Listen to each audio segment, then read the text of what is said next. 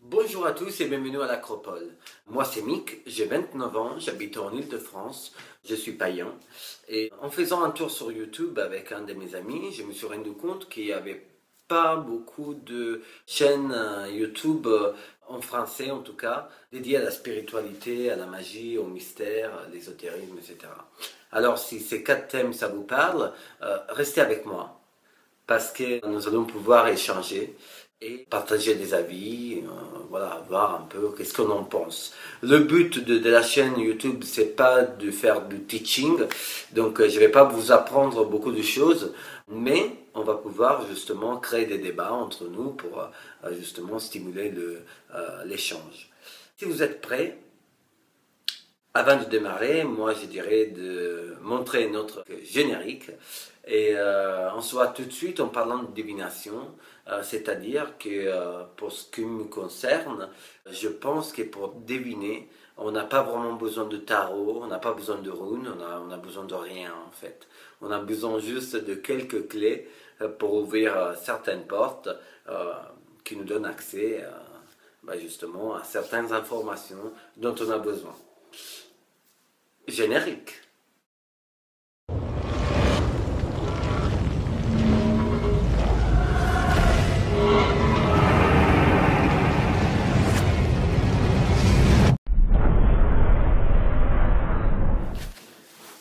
Nous sommes retournés sur notre petit plateau. J'ai avec moi des tarots tout basiques, hein, c'est des Rider-Waite. Un des meilleurs d'ailleurs. Mais la question que je voulais poser justement, c'était est-ce qu'on a vraiment besoin de ça pour faire de la divination? Est-ce que ça vous est déjà arrivé de, à la place que tirer les cartes, je sais pas, lire le sable?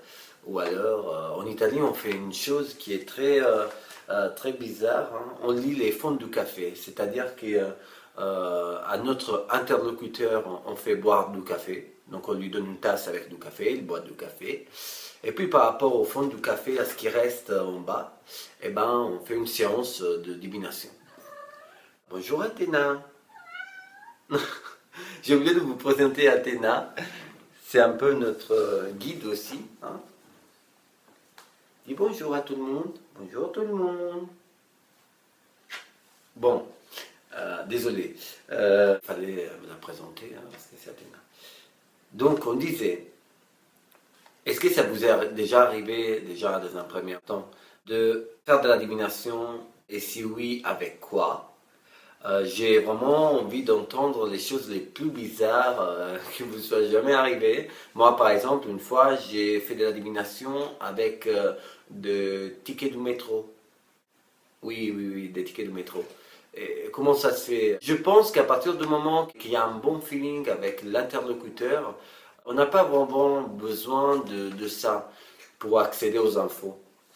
En fait, dans ma vision des choses, nous sommes maintenant dans le présent, il y a le passé, il y a le futur. Ok? Mais tout ça, le futur, bien qu'il ne soit pas encore arrivé, il est déjà projeté, il existe déjà, il est déjà là quelque part. Ok? Donc, le passé, c'est quelque chose qui est passé, donc voilà, on est sûr que ça s'est passé comme ça, comme ça, comme ça. Le présent, bah, c'est justement le moment où on prend des décisions pour créer le futur. Mais le futur, il existe déjà. Donc maintenant, pour décrypter cette dimension qui existe déjà, il y en a qui se servent justement des tarots. Okay? Il y en a qui se servent du café, il y en a qui lisent avec un bout de bois et du sable, etc. Il y en a qui utilisent des runes, et blablabla. Mais est-ce qu'on a vraiment besoin de tout ce qui est conventionnel, on va dire, pour pouvoir accéder à ces infos? Non. Non. L'important, c'est de ouvrir sa tête, avoir un bon feeling avec l'interlocuteur, parce que justement, on doit accéder à ces infos. Ok? Et à partir de ce moment-là, une fois qu'on a vidé notre esprit, eh bien, on essaie on devient on va dire, des capteurs d'infos, et on laisse défiler les images dans notre tête. Voilà. Alors peut-être que moi ça marche comme ça, pour vous c'est différent. Donc justement, si vous avez des autres expériences qui soient différentes de la mienne, allez-y, foncez. Mettez tout ça dans les commentaires parce que je veux bien savoir. Alors, est-ce que je suis fou moi ou alors est-ce que ça vous arrive la même chose? Donc moi, je vide mon esprit, je commence à avoir des images qui défilent dans ma tête. Et à partir de ce moment-là, ça peut être des images, ça peut être aussi des sensations, des émotions que je ressens en regardant l'interlocuteur ou alors en le touchant, en lui demandant de me donner sa main, etc. Et à ce moment-là, les infos, bah, ils ressortent. Voilà pourquoi on n'a pas besoin forcément d'outils pour faire de la divination. Okay. La divination, qu'est-ce que c'est déjà? C'est la capacité d'accéder à certaines infos, comme je vous ai dit tout à l'heure, de différentes façons. Okay. Je sais que c'est quelque chose qui va faire enflammer pas mal de monde, parce que voilà, il y en a qui sont vraiment liés au tarot et qui ne trouvent pas autre moyen de deviner, mais faites un essai avec un de vos amis. Ok? Même pour rigoler. Et maintenant, on va faire une expérience. Je vous demande de laisser vos tarots de côté. On les met de côté, ils sont là, voilà, personne ne les touche. Ok? Et puis, vous appelez un ami, vous le faites venir à la maison. Ok? Et vous lui demandez de vous donner ses mains. Ok? Vous fermez les yeux, les deux. Vous prenez tout le temps qu'il vous faut. Et vous laissez défiler les images dans la tête. Vous laissez défiler les images. Si vous avez des émotions, si vous avez de la peur, ou alors si vous vous sentez en danger, etc., ben, communiquez ces infos à cette personne parce que ça peut être justement l'info dont il a besoin.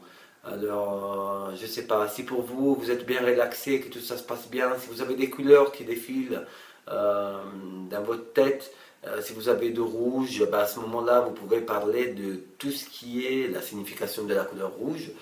Si vous voyez du vert, du jaune, même chose. Si vous voyez des images, on va dire, violentes, etc., ben, attention.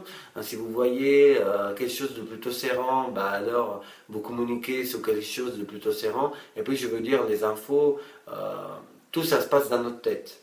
Okay? Comme je le disais tout à l'heure, on est des capteurs d'infos. À nous, après, de les traduire correctement. Ok? Et sachez que vous êtes naturellement des bons capteurs d'infos. Donc il n'y a pas besoin de tarot. Donc ça c'était un premier exercice. Le deuxième que vous pouvez faire, c'est que vous êtes toujours avec votre ami. Ou alors vous prenez, je sais pas, un objet de votre maman, ou de votre papa, ou de votre soeur, de votre frère, etc., qui sont bien sûr au courant de votre envie de faire de la divination. Vous prenez un objet, et par exemple, là j'ai ce téléphone, et j'essaie de deviner où il a été acheté. Je me dis dans quel département déjà. Okay. Alors je touche le téléphone, j'essaie de me connecter et j'essaie de comprendre c'est quoi son histoire. Et donc là, on n'est pas en train de lire le futur, on est en train plutôt de voir de voir le passé. Okay. Donc voilà.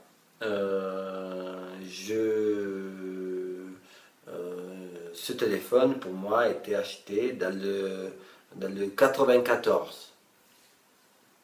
Et pourtant, moi j'habite dans le 95. Okay, donc 95 c'est là, 94 c'est là. Pourquoi? Parce que je pense que c'était comme ça. Et puis voilà, je demande à ma maman ou alors à ma soeur, est-ce qu'on a acheté où ce téléphone? Voilà. Ça peut être un collier, ça peut être une bague. Il faut s'entretenir comme ça et vous allez voir que vous allez avoir des bons retours. C'est normal ce début, vous allez avoir du mal, mais c'est vraiment un bon moyen pour justement affiner ses capacités de divination. Et puis bien sûr, rien ne vous empêche de vous servir des tarots, ça reste quand même un des meilleurs systèmes de divination, etc. Ce que je veux vous dire, c'est que le jour où il n'y aura pas de tarot et que vous avez besoin d'obtenir une info, eh ben, il faut y aller sur les tarots. Donc, qu'est-ce que vous en pensez de cette théorie? Est-ce qu'à votre avis, oui, c'est vrai? Et puis surtout, la chose qui m'appassionne le plus, c'est de savoir vos expériences. Est-ce que ça vous est arrivé déjà de deviner avec, et si oui, avec quoi?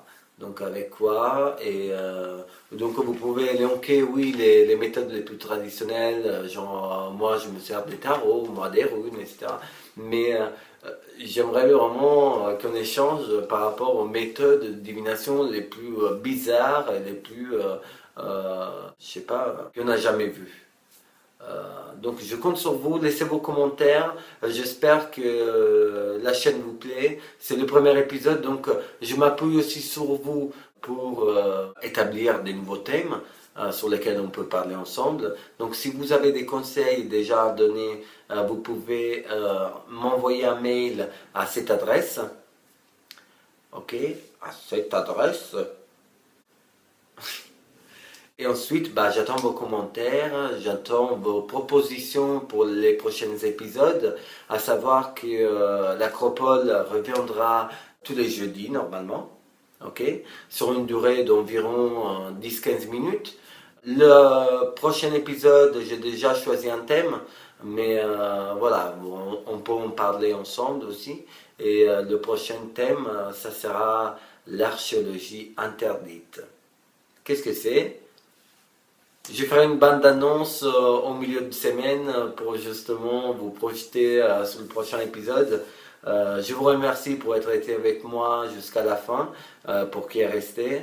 J'espère vous revoir, j'espère vous lire dans les commentaires et voilà, progresser avec vous et faire de cette chaîne quelque chose de vraiment important pour l'univers, on va dire spirituel, magique, ésotérique et mystérieux français. Merci pour m'avoir suivi. À la prochaine.